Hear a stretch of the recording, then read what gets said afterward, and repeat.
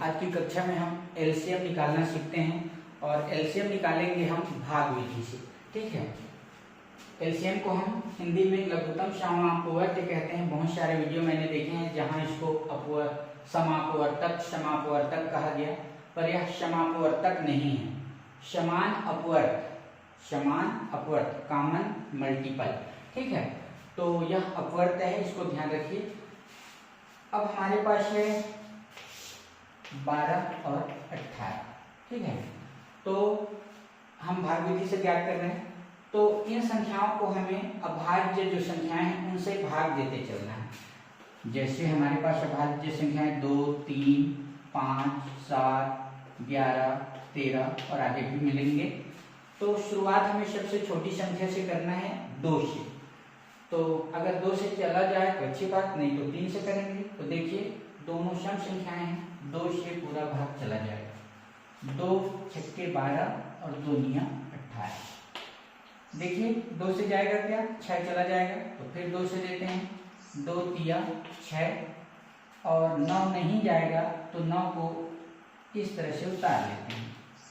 अब 2 से नहीं जाएगा तो आगे 3 से कोशिश करते हैं, 3 है तो 3 से कीजिए, 3 एकम 3 और 3 तिया 9।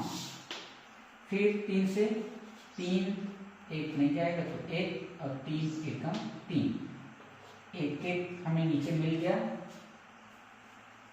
हो गया हमारा जो गुणनखंड है।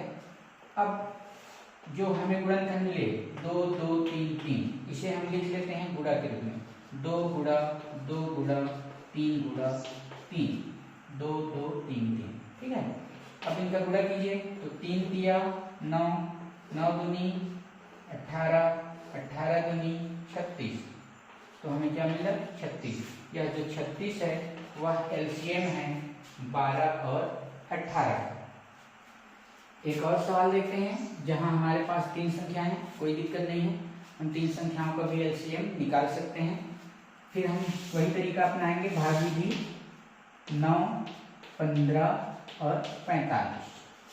ठीक है, तो जैसे मैंने कहा कि हमारे पास अभाज्य संख्याएं हैं, 2 से कोशिश करते हैं तो तीनों जो है विषम संख्या है, 2 से डिवाइड नहीं होगा तो 3 में चलेंगे। 3 से 9, 3 तिया 9, 15, 3 पंचे 15 और 45, तो 3 एकम 3 और 1 बचे 15 हुए, 3 पंचे 15। फिर देखिए 3 है तो 3 से चला जाएगा, 3 एकम 3 और 5 नहीं जाएगा तो उतार लेते हैं, और 15 जो है 3 पंचे 15। फिर 5 से 1 उतार लीजिए, 5 एकम 5 एकम 5 और 5 एकम 5। तो हमें क्या मिला, गुणनखंड यह क्या है, 3 गुणा 3 गुणा 5। अब गुणा कीजिए, 5 तिया 15 और 15 तिया 45, मतलब हमें 45 मिला। यह जो 45 है वह 9, 15 और 45 का एलसीएम है। तो यह है भाग विधि, और भाग विधि से आप 3 ही संख्याएं नहीं, 4, 5 या जो आप चाहें उनका लघुत्तम निकाल सकते हैं।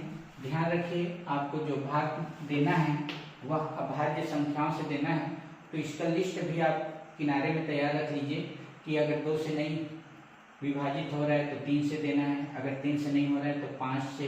बीच की संख्याएं आप मत लीजिएगा, 4 या 6, फिर यहाँ 8, 9, 10 नहीं, हमारे पास जो अभाज्य संख्याएं हैं उन्हीं से हमें डिवाइड करना है। तो यह लिस्ट अगर आपके पास रेडी है तो आपको ज़्यादा आसानी होगी। तो कुछ सवाल आप और हल करके देख सकते हैं।